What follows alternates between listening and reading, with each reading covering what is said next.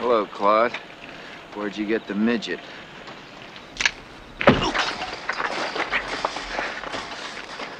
You're a very nosy fellow, kitty cat, huh?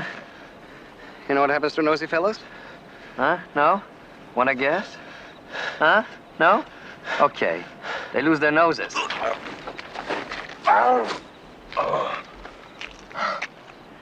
Next time you lose the whole thing. Hola, ¿qué tal? Soy Rodrigo de nuevo. Hoy veremos qué historia queremos contar.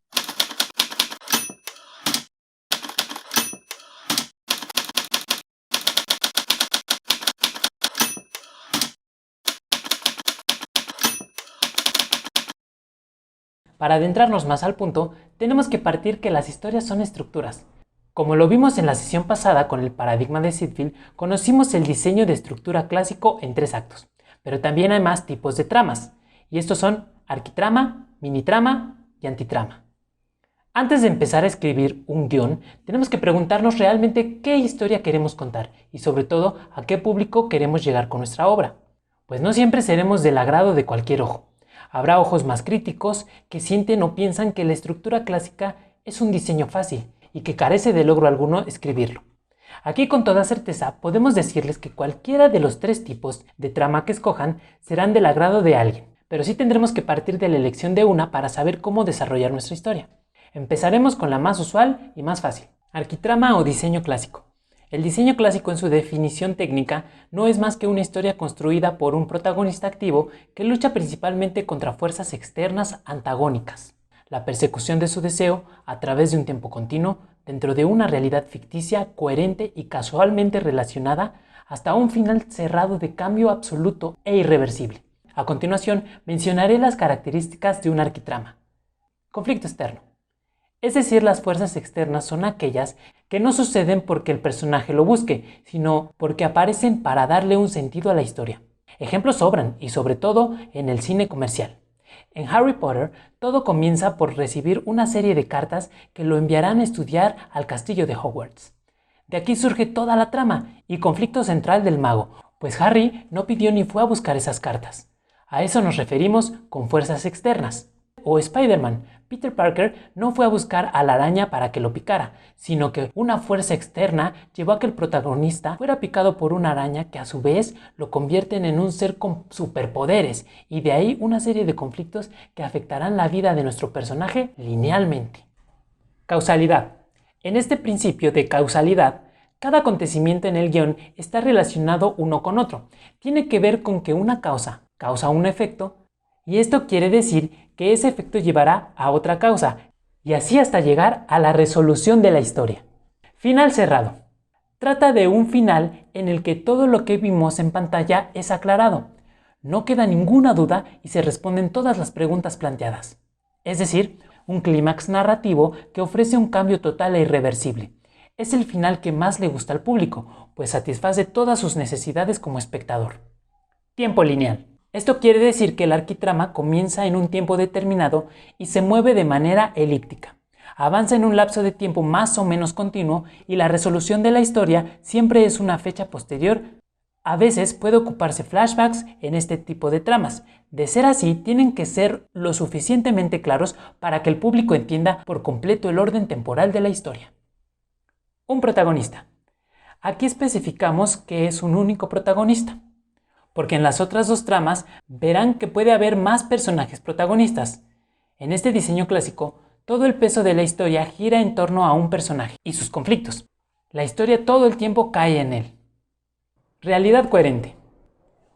Muchas de las características llegan a ser confusas. Por ejemplo, la realidad coherente. No se refiere a que sea igual a la realidad a la que vivimos, puesto que intentarlo sería un error para nuestra narrativa, sino a la realidad en la que viven nuestros personajes coincida con la realidad de la historia.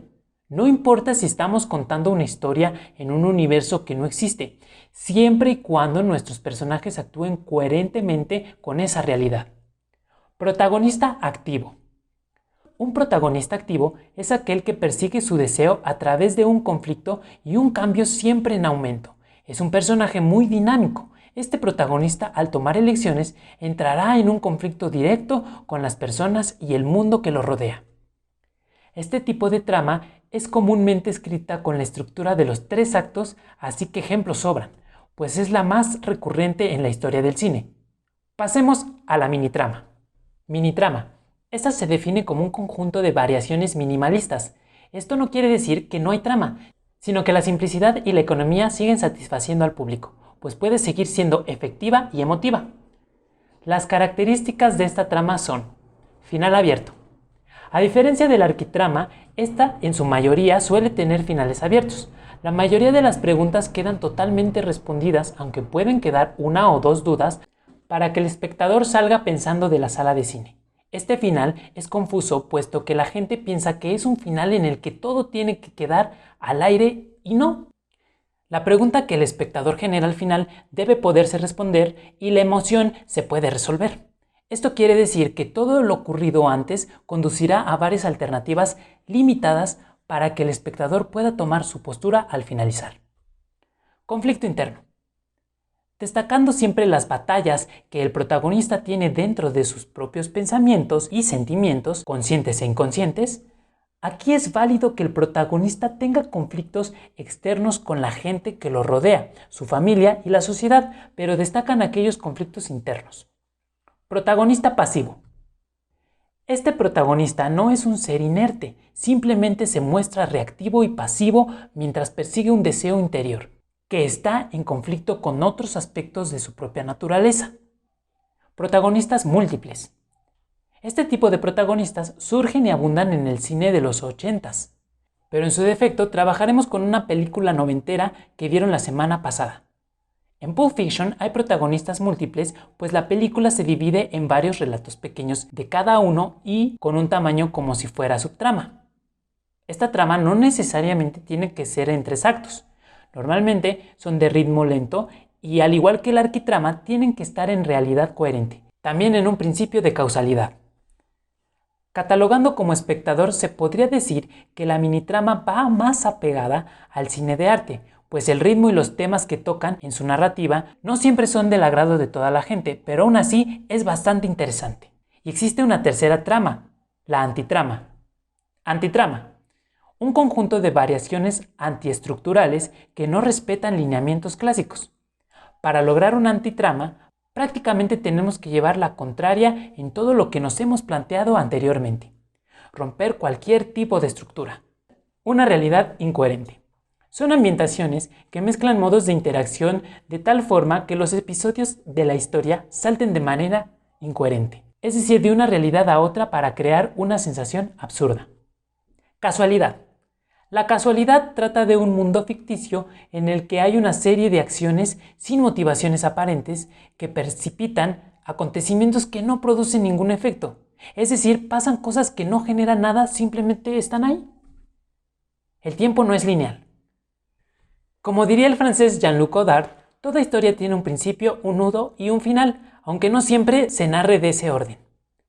Es lo mismo con el tiempo no lineal. Son películas en las que la gente no entiende qué forma parte del principio. El público tendrá que averiguar qué es lo que ocurre antes. Es difícil, pero no imposible, pues al final tendremos que conducir a un final adecuado. Puede que no exista un protagonista y carece de conflictos. Son películas extravagantes, muy conocido en el cine experimental. Hay películas que llegan a mezclar los 3 tipos de tramas, pero dominarlo de esa manera requiere un esfuerzo y un conocimiento a la perfección de ambas. Ahora que ya sabemos que existen estos 3 tipos, puedes definir qué tipo de historia puedes contar. Hasta la próxima. Sometimes it's necessary to take a risk. I got to thinking, I'll bet someone could learn a lot by getting into that woman's apartment. You know, sneak in, hide, and observe. Sneak into her apartment? Yeah. Are you crazy? Jeffrey, she's possibly involved in murder. This is giving me the creeps. No, just settle down. I have a plan which I think will work.